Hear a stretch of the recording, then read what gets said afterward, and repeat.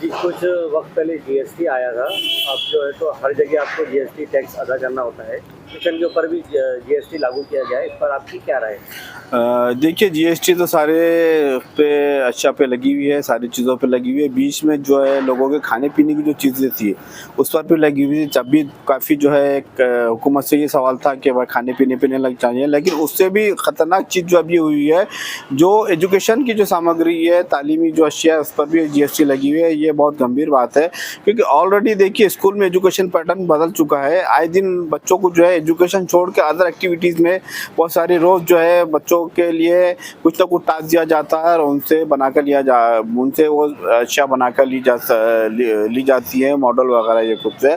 तो पहले ऑलरेडी जो है फीस वगैरह आरटी का जो है वो स्कूलों में आरटी जो सेक्शन है वो उसका उल्लंघन हो रहा है। ऊपर से जो है ये तालीमी जो चीज़ें हैं, जैसे कि बुक्स हो गई, पेंसिल होगा, रबर होगा, ये सारी चीज़ें, इस पर भी जीएसटी लग रही है। ये ख़त्म होना चाहिए, क्योंकि एजुकेशन में जो देखिए आप जितना सस्ता एजुकेशन लोग बच्चों को देंगे, बच्चे उतनी ज़्यादा जो अच्छे से पढ़ाई करेंगे। तो मेरा ये बोलना है कि गवर्नमेंट ने जो जीएसटी एजुकेशन इंस्ट्रूमेंट पे लगाई, एजुकेशन चीज़ों पर लगाई है, उसे इमीडिएट वापस लेना चाहिए, ताकि बच्चों को अच्छे से अच्छा और सस्ता शिक्षण मिल सके। हुकूमत की जानिब से लेडीज़ को 1500 रुपये महीना दिया जा रहा है। क्या आपको लगता है ये 1500 रुपये बढ़ती हुई महंगाई में काफ़ी होगा? देखिए, मैं आपको ये बताना चाहता हूँ कि सरकार को ये मालूम था कि ये जाने वाली है, और जाने वाली सरकार होने के नाते इन्होंने क्या कहा, हमारी महिलाओं को, देश की मासूम भोली भाली महिलाओं को 50 रुपये दे के 1500 रुपये महीने देने का काम किया। आप मुझे बताइए कि कौन से आमदार के घर के अंदर 50 रुपये के अंदर दिन भर घर चलता है? कौन से मुख्यमंत्री के घर में 50 रुपये में दिन घर चलता है? तो ऐसा ये सरासर हमारे साथ धोखा और नाइंसाफ़ी हुई है। हम ये हुकूमत से हम हुकूमत को ये बताने चाहते हैं, हुकूमत तो नहीं है, लेकिन ये हम आपको बताना चाहते हैं कि भाई अगर आपको देना ही था तो जैसा जो मजदूरी के हिसाब से पैसे होते हैं, दिन भर एक मजदूरी तो शासन के हिसाब से होती है, वो मजदूरी दी जाए।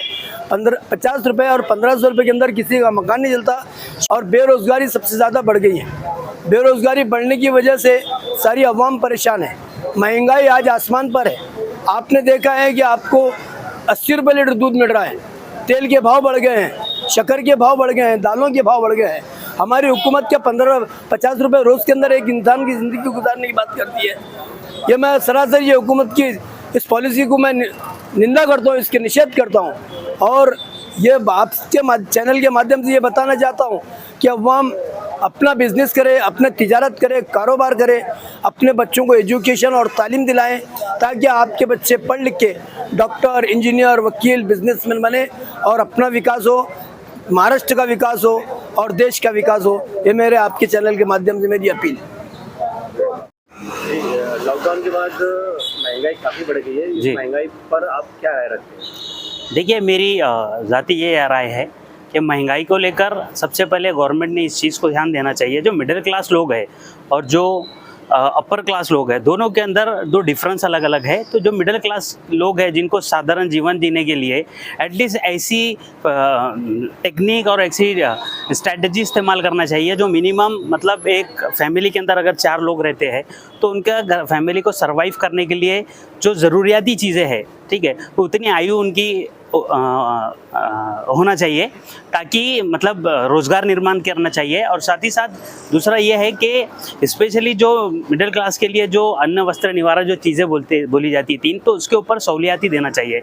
आज अगर देखेंगे हम पेट्रोल, उसके साथ साथ ग्रोसरीज़ के जो सामान है, तेल वगैरह, ये सभी चीज़ों के ऊपर महंगाई बहुत आला दर्जे पर बढ़ चुकी है। तो वही अगर महंगाई का बोझ अगर गवर्नमेंट जो एक्सटर्नली लेवल पे जाकर जो और अमीर है लोग, जो मतलब अपने आप को और ग्रोथ करते जा रहे हैं, उनके ऊपर ये महंगाई का बोझ डालना चाहिए, ना ही कि गरीब आवाम के ऊपर डालना चाहिए। और रही बात लॉकडाउन के बाद से जो चलता आ रहा है, उसके अंदर लोग सर्वाइव करने के लिए बहुत आज भी उस हालात से गुजर ही रहे हैं।